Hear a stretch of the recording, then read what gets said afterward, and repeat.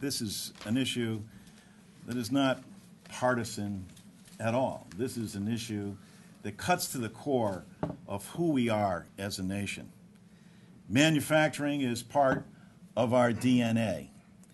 In order to make things in America, you have to be innovative.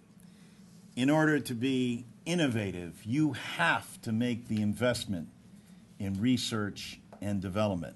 In order to be successful in research and development, you have to make sure that we're providing certainty and make sure that we're extending tax credits in a way that allows our companies to invest with certainty in America's future. Kevin's right. I live in Connecticut, home to United Technologies Corporation. My dad worked for 37 years at Pratt & Whitney Aircraft in East Hartford. When he traveled to work, he would say in the morning, "Dad, where are you going?" He said, "I'm keeping the eagle flying today, son." And that has been true for since 1925 in my hometown. My children will come home often and say, "Dad, why is it that whenever we go anywhere and come home, that when we all too often pull the label back on something, it says made in China?" There's a certain sense about a country that makes things. And when you see where we have fallen from once number one to now ranking 17th behind China and Japan, that this is a very patriotic call to once again assume the leadership role that rightfully belongs to us. That's the very part of our DNA. And we get that here in the United States Congress. And I want to thank Kevin for leading the way and pointing to a bill that achieves that goal. And I'm positive that working together, we can demonstrate what every American desires to see out of the United States Congress: a successful piece of legislation that pulls the country together, invests in research and development, and produces the kind of jobs that makes America number one. That's why I'm proud to be the lead Democratic sponsor on this, although I bow and defer to my colleagues who are joining us here as well for their outstanding contributions. Good job, John. Thank you very much.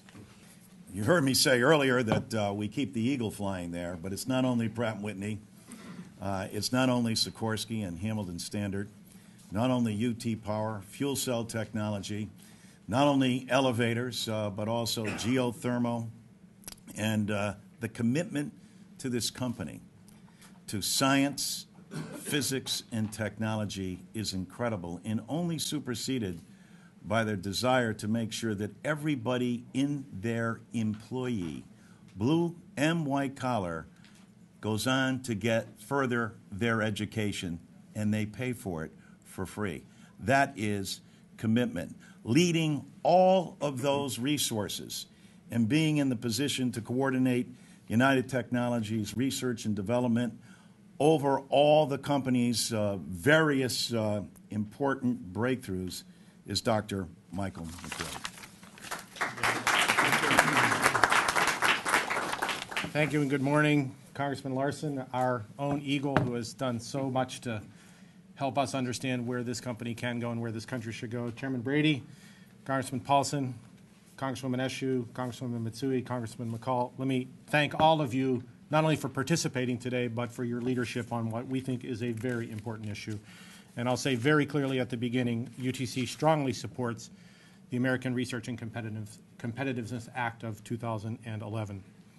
We spend about $3.6 billion a year on research and development at UTC, every day demonstrating how those investments in technology, those investments in fundamental science, allow us to continue an 80-year legacy of creating the modern world. That's what UTC does. We're a very large company.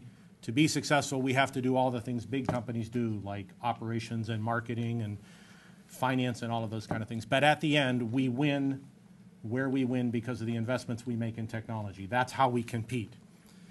What comes out of that R&D investment are some of our biggest success stories. Some of you may know about the Pratt & Whitney gear turbofan engine, a brand new engine for which we've spent $1 billion over the last decade to bring unprecedented levels of fuel efficiency, a 15% improvement in fuel efficiency for jet engines, saving millions of dollars a year for its airframe customers. It's also an engine that, by the way, is a reduction of almost 50% in NOx emissions from that engine, and it's 75% quieter. That's what our innovation pays for when we invest in the U.S. Otis Gen 2 elevator systems. After 150 years, we're on the second generation of elevators. Those elevators not only now use coated steel belts to reduce the need for lubricants, they're environmentally safer. They also, like your hybrid car, capture energy on the downswing and put that energy back into the building so that those elevators are 75% more efficient than the elevators they replace.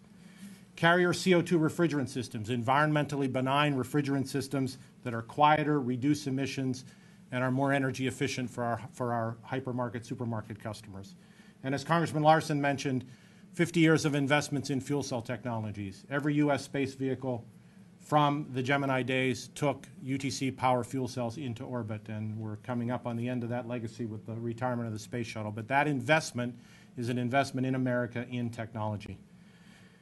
So we think we've done pretty well. On the other hand, it is research, and it is not always 100% successful. And that means we have to invest, and we have to invest continually because those investments are risky.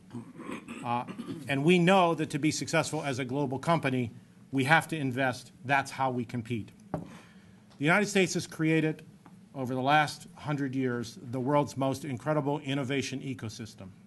What our academic institutions do, what our industrial companies do, what our national laboratories do to create the world is unprecedented. But that's also needs to be based on a policy of predictability, on a policy of simplicity. It's a national asset that we have to protect if we're going to compete as a country in the world we live in today. A modernized, enhanced, and permanent simplified R&D tax credit is an essential component to ensure that that environment continues to exist. That's how we will compete as a global economy. So we urge Congress to act on this legislation. I am very pleased with the incredible support and leadership from all of you. You can count on us to help in that. We believe that this is a critical issue for us in competitiveness, and I want to thank everybody for your support. Thank you.